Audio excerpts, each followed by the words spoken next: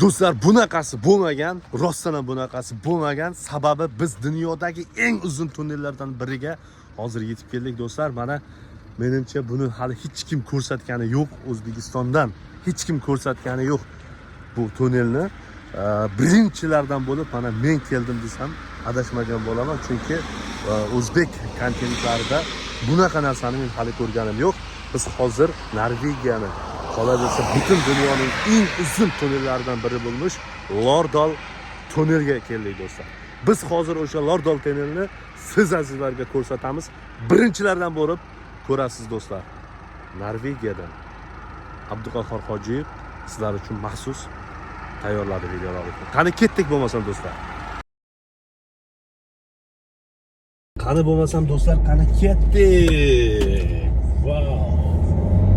Mana o'sha Norvegiyaning qolaversa butun dunyoning eng uzun tunnellaridan biri bo'lmuş Lordal tunnelga mana kirdik.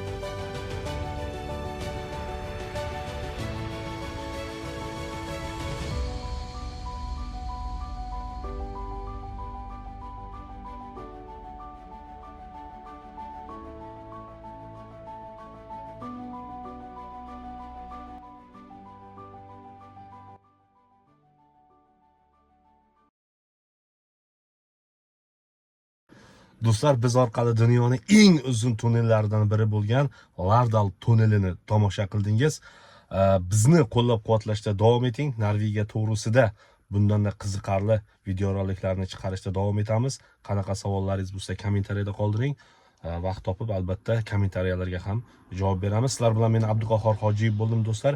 Ko'rishguncha, yaxshi kunlarda ko'rishguncha do'stlar, sog' salomat bo'lingizlar.